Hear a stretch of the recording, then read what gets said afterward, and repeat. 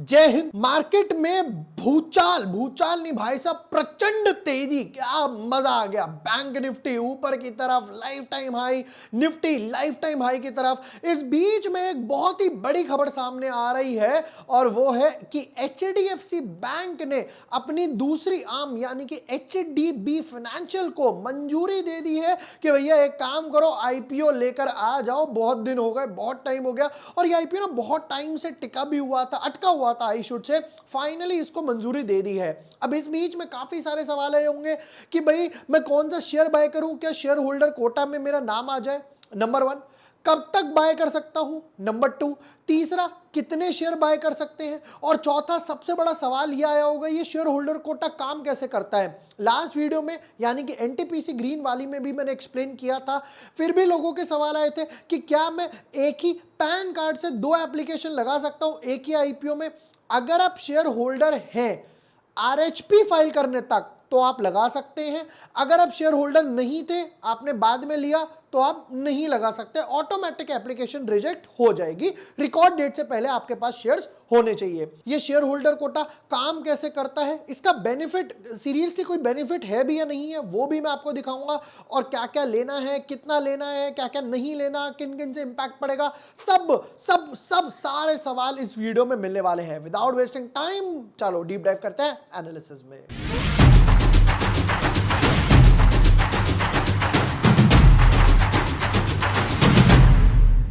But yes, before moving ahead, अगर अभी तक आपने चैनल सब्सक्राइब नहीं किया है या न्यू यूजर हो, ये एनटीपीसी ग्रीन एनर्जी का जो आईपीओ आने वाला है, इसमें क्या शेयर होल्डर कोटा होगा, एलिजिबिलिटी क्या है, ये वो सब यहां पर डाल दिया है। मनमा फाइनेंस का भी देख सकते हो, ओपन होने वाला है। देखो, ये वो वीडियो था upcoming IPOs with share holder quota. यहां पे मैंने 16 स्टॉक बताए थे, इसमें 3 दिन पहले डाला था। इसमें एनटीपीसी का नाम भी था, एचडीबी का नाम भी था, और भी बाकी 14 स्टॉक्स हैं, अभी भी देख सकते हो। अब पहले तो मैं आपको यह समझाता हूं शेयर होल्डर कोटा काम कैसे करता है, क्या चीज है। उससे पहले आगे बढ़ते हैं तो एचडीबी फाइनेंशियल में न्यूज क्या आई है वो समझते हैं जरा। ये बोलते हैं intimation of outcome of board meeting pursuant to regulations, ये वो वगैरह वगैरह। तो इन्होंने ये वो लिख दिया, we wish to inform you that the board of directors of the company at its meeting held today has subject the approval of the shareholder of the company to consider। कि भाई इनकी बोर्ड ऑफ डायरेक्टर्स की एक meeting हुई होगी, तो उसमें उन्होंने क्या क्या बातें करी वो समझते हैं। पहली लाइन ही सबसे बड़ी खबर है। वो क्या कहते हैं, IPO initial public offering of the equity shares of face value 10 each comprising of a fresh issue of equity shares arising of 2500 crore.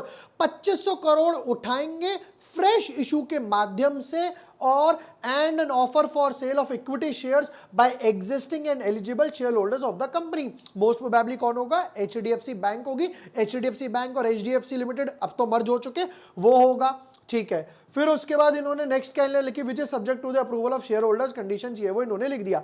मतलब ये कह रहे हैं कि भैया हम धीरे धीरे आईपीओ की तरफ आगे बढ़ते जा रहे हैं। आईपीओ आने की एक्सपेक्टेड क्या है, दिसंबर में। बट मुझे कब तक बाय करना है वो समझते हैं। बट उससे पहले ये समझते हैं ये शेयर होल्डर कोटा है क्या, वो समझाता हूं। देखिए, मार्केट में हमारे पास 4-5 कैटेगरी होती हैं। ठीक है, क्या क्या कैटेगरी है। पहली कैटेगरी है QIB यानी कि म्यूचुअल फंड्स, ये सब वाले। नंबर 2 कैटेगरी आ गई आपकी HNI यानी कि 2 लाख से ऊपर, 10 लाख से ऊपर जिनकी एप्लीकेशन जाती है। तीसरा ऑप्शन आता है रिटेल ट्रेडर वाला, जो लोग लगाते हैं 1 lot, 2 lot, 5 lot, maximum to 13-40 lot, यानी 2 लाख से नीचे एप्लीकेशन। चौथी कैटेगरी आती है एम्प्लॉय कैटेगरी, कि अगर आप उस कंपनी के एम्प्लॉय हो, आपका पैन कार्ड रजिस्टर्ड है, तो किसी कोई कंपनी लेकर आ जाती है कि एम्प्लॉय ऑप्शन, उनको डिस्काउंट भी मिलता है, प्लस सबसे बड़ी बात है कि उनके लिए रिजर्वेशन रख दिया जाता है। नंबर 5 आता है आपका share holder quota. Share holder quota, ये शेयर होल्डर और एम्प्लॉय कोटा जो निकलता है वो इन दोनों रिटेल वालों में से ही निकलता है। रिटेल वालों में मान लेते हैं अलॉट, ये मान लेते हैं QIB रखा 50%, जस्ट एन एग्जांपल, ये रखा 15%, तो बाकी आपका बचा 35%। अब रिटेल वाला जो 35 है उसमें ही ये तीनों डाल दिए जाते हैं। अब शेयर होल्डर कोटा क्या है, कैसे काम करता है? पहले तो मैं शेयर होल्डर कोटा समझाता हूं लैंग्वेज के लिए, कई लोगों के मन में डाउट है कैसे काम करता है। देखो देसी भाषा में समझाता हूं ताकि इजीली समझ आए।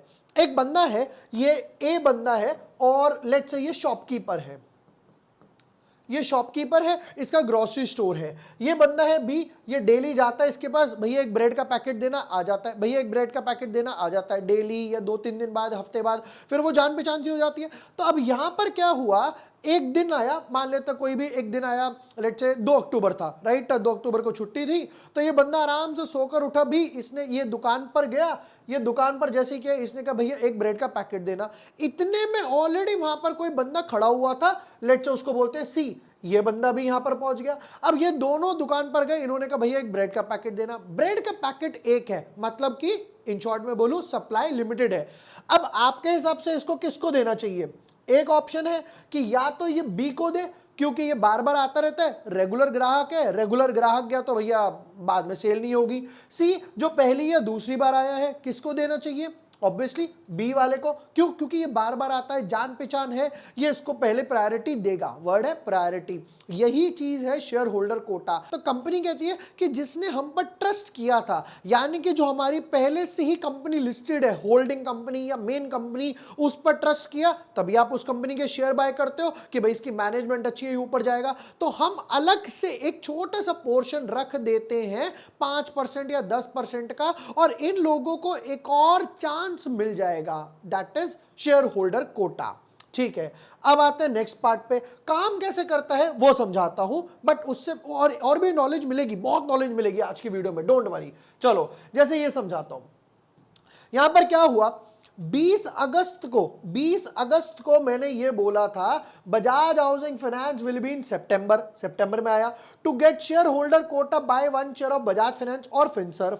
ठीक है, उसके बाद क्या क्या पॉइंट्स मैंने यहां पर लिखे, will any of the bug, मैंने कहा हाँ वैसे दोनों काम करेंगे, better to buy both. Number 2, have to hold till IPO comes. Most important 3, should I buy 1 share, 2 share, number of shares to increase chances. देखो सिंपल सा है, आप 1 शेयर बाय करो, 2 शेयर बाय करो, 3 शेयर बाय करो, 10 share bye करो, 500 bye करो, कुछ भी बाय करो। मोस्ट इंपॉर्टेंट, आपको शेयर होल्डर कोटा में एक ही एप्लीकेशन मिलेगी, मतलब जिसके पास 1 शेयर है वो भी एक एक्स्ट्रा एप्लीकेशन लगा पाएगा, जिसके पास 500 शेयर है वो भी एक ही एप्लीकेशन लगा पाएगा, सिंपल। अब आते हैं मोस्ट इंपॉर्टेंट पे, buy in all those accounts from where you will be buying IPO. मतलब मैं क्या करता हूं, एक अकाउंट है जीरोधा में, एक अकाउंट है एंजल में, एक अकाउंट है मेरा अपस्टॉक्स में, आईपीओ में अप्लाई कर रहा हूं एंजल में, एचडीएफसी बैंक या फिर एनटीपीसी या बजाज मैंने ले लिया फॉर एग्जांपल अपस्टॉक्स में। मैं यूजुअली करता हूं, मैं उसी में लगा के डालता हूं, ठीक है, मैं उसी में डालता हूं। मुझे नहीं पता कि भैया रजिस्टर किस बात में मेरी एप्लीकेशन रिजेक्ट कर दे, कोई बात नहीं। तो अगर आपको फिर भी है तो जितने भी आपके पास डीमैट अकाउंट है एक एक शेयर लेकर डाल दो। नेक्स्ट पार्ट पर आते हैं। अच्छा, एक बार 5वां सवाल भी लोगों का आया था कि क्या मैं एफएनओ यानी कि फ्यूचर्स एंड ऑप्शंस लूंगा तो माना जाएगा? नहीं माना जाएगा, बिल्कुल नहीं माना जाएगा। इसका बेस्ट पार्ट क्या है वो मैं समझाता हूं। अगर आईपीओ कोटा आता है, आईपीओ कोटा आता है, शेयर होल्डर कोटा आता है, जिसके चांसेस डेफिनेटली है, तो आप एक ही पैन कार्ड से एक ही टाइम पर 2 एप्लीकेशन लगा सकते हो, एक रिटेल या एचएनआई कैटेगरी अंडर और दूसरा आप शेयर होल्डर कोटा में। तो एक ही विभोर के नाम के, विभोर के पैन कार्ड की 2 एप्लीकेशन जाएंगी। हो सकता है इसमें मिल जाए, इसमें नहीं तो इसमें मिल जाए, हो सकता है दोनों में मिल जाए, दोनों में नहीं मिला रीस्टार्ट। अब इसका बेनिफिट देखो, मैंने ये सुबह ही सुबह डाला था, यहां पर बेस्ट पार्ट क्या हुआ, किस कैटेगरी में मिला? Allotted under share holder, retail वाले में नहीं मिला। Next share holder, next share holder, फिर फाइनली रिटेल। मतलब 3-4 लॉट तो मुझे शेयर होल्डर वाले में मिल गए, एक एक 2-2 शेयर लेके बाय करा, आराम से बैठ गया। यही चीज मैंने यहां पर एनटीपीसी के लिए भी वीडियो बना दिया है कि एनटीपीसी के लिए क्या क्या सारे सवाल हैं, और जानकारी लेते हैं। अब इसके लिए बाय क्या करना है? इसके लिए आपको बाय करना है एचडीएफसी बैंक का 1 शेयर। 1 शेयर लो, बिंदास आराम से बैठो, घोड़े बेचकर सो जाओ। अब दूसरी बात, एक होता है डीआरएचपी, एक होता है आरएचपी। डीआरएचपी क्या होता है? ड्राफ्ट, मतलब ऊपर से मोटा मोटा सारे पेपर जमा कर दिए जिसमें 80-85% इंफॉर्मेशन है पर पूरा नहीं है। जब तक DRHP फाइल हो रहा है बिंदास बाय कर सकते हो। जिस डेट तक RHP आएगा वो किसी को नहीं पता, कंपनी इमीडिएटली फाइल कर दे, हो सकता है कंपनी कल फाइल कर दे, परसों फाइल कर दे, राइट। RHP यानी कि ये जो मेन वाला है, और इसको लिखता हूं फाइनल वाला, this is final document, this is final document. जिस दिन ये फाइल हो उससे पहले मुझे लेना पड़ेगा। अब इसकी एक प्रॉब्लम क्या है, मुझे या किसी को नहीं पता ये कब फाइल हो जाए। हो सकता है ये 2 अक्टूबर को हो जाए, 10 अक्टूबर को हो जाए, 15 अक्टूबर को हो जाए, कभी भी आ सकता है। तो आपको थोड़ी पता चलेगा, इसलिए आपको आज ही बाय करना है और बाय करके आराम से 1-2 महीने तक होल्ड करना है। कितने रुपए का चल रहा है? 1700 रुपए का चल रहा है। ज्यादा से ज्यादा नीचे भी आता है, मैं कहता हूं चलो मान लो यहां तक भी आ गया तो भी 1600 तक आएगा। ज्यादा से ज्यादा 50, 60, 70, 100 रुपए का लॉस है, बट एप्लीकेशन आगे बढ़ जाएगी। नेक्स्ट पार्ट पर आता हूं।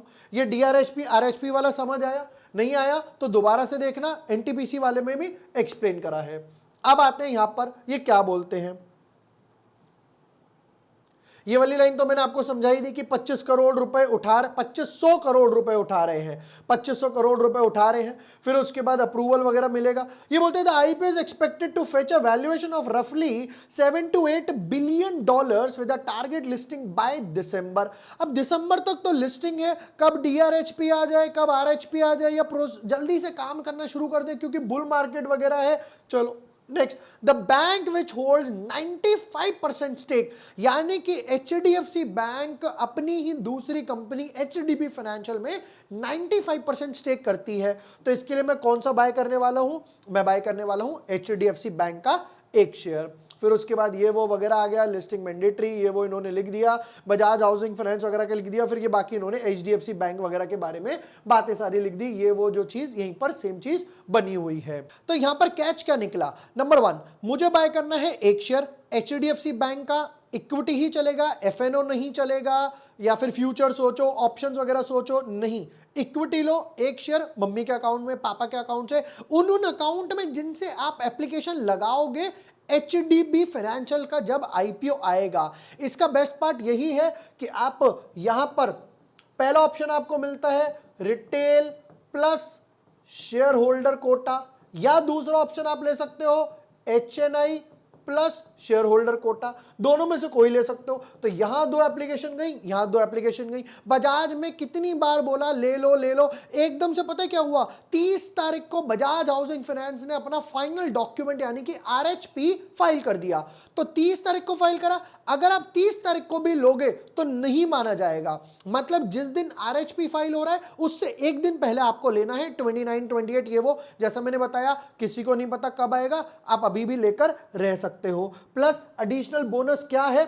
NTPC प्लस दूसरी चीज, ये 16 वो कंपनी जिनमें शेयर होल्डर कोटा हो सकता है। 2 तो ऑलरेडी आ गए, NTPC और बाकी का HDFC बैंक वाला। बाकी 14 भी आप चुपचाप बाय करके बैठ जाओ, नहीं भी होता कोई मेजर नुकसान नहीं है, बुल मार्केट में तो भी पैसा कमा कर जाओगे। आई होप ये HDB financial share holder quota से रिलेटेड जितने भी डाउट्स है क्लियर हुए होंगे। फिर भी कोई डाउट रह गया हो कमेंट सेक्शन में बिंदास कमेंट करके पूछो, हम सॉल्व करेंगे कमेंट सेक्शन में या नेक्स्ट वीडियो में। वीडियो पसंद आया हो, share with your friends, like and subscribe. Thank you for watching the video. Lots of love.